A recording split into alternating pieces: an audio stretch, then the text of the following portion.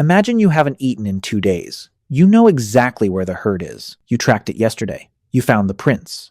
You mapped the route in your head, and now all you have to do is get there. And then it starts raining.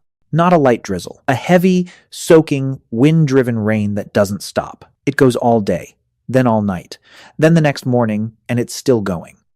So now, you can't hunt. You can't see tracks because the mud's washed them away. You can't move through the open because wet ground and bare feet on rocky terrain means a twisted ankle, and a twisted ankle out here means death. The river near your camp is rising, and the fire, the one thing keeping you warm, keeping predators away and keeping you alive, is now starting to struggle. You're not bored, you're trapped. For most of human history, rain wasn't an inconvenience. It was a crisis. And what ancient humans did during that crisis might be more important than anything they did on a clear day. Today, when it rains, you close your window, make some coffee, maybe grab a blanket and open Netflix. You get cozy on the couch, start wiggling into that perfect spot and just sink in. For you, rain is just background noise. It makes you feel calm, makes you feel sleepy. You might not even make it through the episode, but for a human being 50,000 years ago, that same rain, the exact same sound you're falling asleep to, could kill you in 3 different ways before it even stopped. The first one is cold. A wet human loses body heat up to 25 times faster than a dry one. Without clothing, without waterproof shelter, a long rainstorm in anything below about 50 degrees Fahrenheit could drop your core temperature into hypothermia range within hours. And most of the world our ancestors lived in got that cold at night, even in Africa during the wet season at higher elevations. The second one is flooding, caves and rock shelters. The main places humans lived are often at the base of hillsides or near rivers, so heavy rain meant flash floods. Archaeologists have found layers of flood sediment inside occupied caves, meaning the water came in while people were living there. Some of those layers are thick, and they found out that those caves were never used again. And the third one, maybe the worst, is predators. Rain drove animals into shelter too, and sometimes that shelter was the same cave you were in. There are cave sites in South Africa where human remains and large cat remains are found in the same layers. Some of those humans have puncture marks in their skulls that match leopard teeth perfectly. So rain didn't just make life uncomfortable. It compressed the entire world. Humans, predators, prey, all of them squeezed into the same small dry spaces at the same time. And in the middle of all that, one job mattered more than everything else: keeping the fire going. And here's why that was so terrifying. Before roughly 40,000 years ago,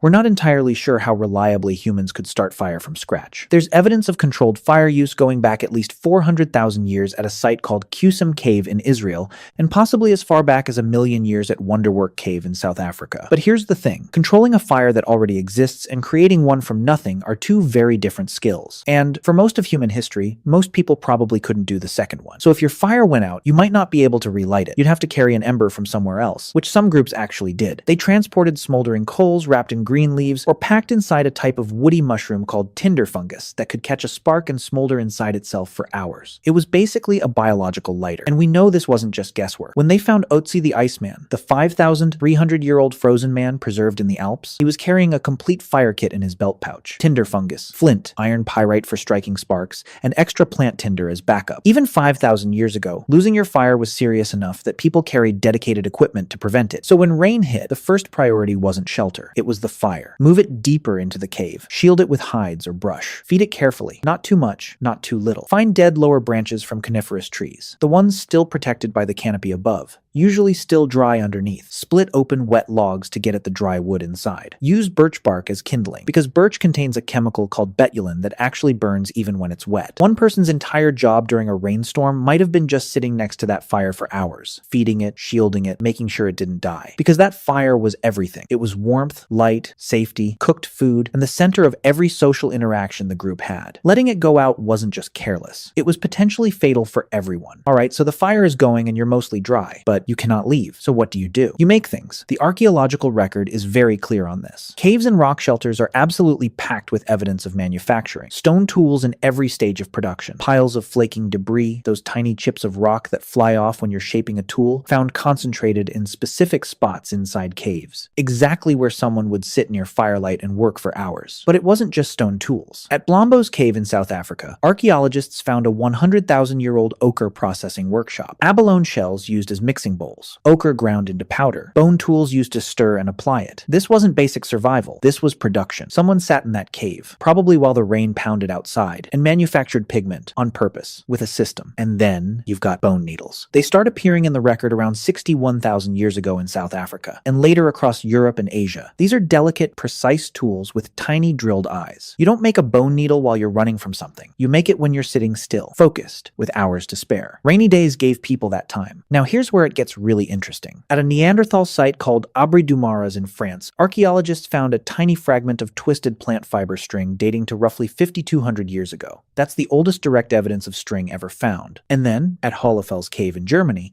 they discovered a 35,000-year-old tool carved from mammoth ivory with 4 holes and spiral grooves, designed specifically for twisting plant fibers into rope. Someone sat in that cave and carved a dedicated rope-making machine. Making rope is slow, repetitive, and requires patience. It's the perfect bad weather task, and rope changed everything. It let you tie things together, build better shelters, create snares and traps, bind tools to handles. An incredible amount of human technology runs on string, and string was almost certainly invented by someone stuck inside waiting for rain to stop. And it wasn't just tools and rope. People were also making their shelters livable. At Sibudu Cave in South Africa, archaeologists found something most people wouldn't expect from 77,000 years ago: bedding. Actual bedding. Layers of sedges, rushes, and grasses carefully arranged as sleeping mats. The top layers included leaves from a plant called Cape Laurel, which is a natural insect repellent. Someone wasn't just surviving in that cave. They were making it comfortable. They were making it home. And the bedding was periodically burned and replaced to keep it clean. 77,000 years ago, people were already doing pest control. But here's where the story takes a turn that nobody expects. Because all of that, the tools, the rope, the bedding, that's the practical stuff. What came next is something else entirely: the art. The Chauvet Cave in southern France contains paintings that are roughly 36,000 years old. Lions, horses, rhinos, bears, drawn with a level of skill and observation that still shocks people today. The artists understood anatomy, movement, perspective. Some of the animals are drawn mid-stride, muscles tensed, heads turning. These aren't doodles. These are the work of people who watched these animals for thousands of hours and then recreated them from memory, deep underground, by firelight. And Chauvet isn't alone. Lascaux, Altamira, Sulawesi in Indonesia, where cave art dates to at least 45,000 years ago, making it the oldest known figurative art in the world. But here's what makes this really interesting. These paintings aren't at the entrance of the cave where you'd sit for shelter. They're deep, sometimes hundreds of meters in, through narrow passages,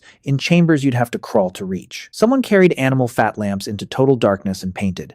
And think about that for a second. Nobody does that when the weather's perfect and the hunting's good. You do that when you can't go outside. When the rain has been falling for 2 days and you've already sharpened every tool you own and there's nothing left to do but go deeper into the dark and create something. Now, we can't prove that cave art was a rainy day activity, but the logic holds together. The most creative explosion in human prehistory happened in the exact places where people were most likely to be stuck inside for extended periods. And that leads to something even bigger. Rain didn't just create art, it might have created culture itself. Think about it. What happens when 15 to 30 people are forced into a confined space together for days with nothing to do? You talk, you listen, you share information. In 2014, anthropologist Polly Weissner published a study where she compared daytime conversations and nighttime fireside conversations among the Juhoansi Bushmen in the Kalahari Desert. During the day, people talked about practical things: land rights, resources, complaints. But at night, around the fire, over 80% of the conversation shifted to stories, songs, and ceremonies. The firelight changed what people talked about. It softened faces, reduced tension, created a space where people opened up. The campfire wasn't just warmth. It was the original social network. And the stuff being shared around that fire wasn't small talk. It was survival. Where the water sources dry up in summer, which plants are safe to eat, where the best flint deposits are, how to track a specific animal. That's not gossip. That's critical knowledge being passed from one brain to another through speech. And then, beyond the practical stuff, there was something else. Stories, myths, explanations for why the rain comes and where it goes. Every ancient culture on Earth has rain mythology, and someone invented those stories. They almost certainly did it while sitting in the exact situation the story was trying to explain. And here's something that shows just how powerful this storytelling actually was. The oldest known oral traditions that have been verified against real geological events are Australian Aboriginal stories describing sea level changes that happened roughly 7,000 years ago. Those stories survived for 7,000 years through nothing but people telling them to each other. That kind of cultural memory doesn't develop unless groups spend enormous amounts of time doing exactly that, sitting together, retelling stories over and over and over again. So rainy days weren't dead time.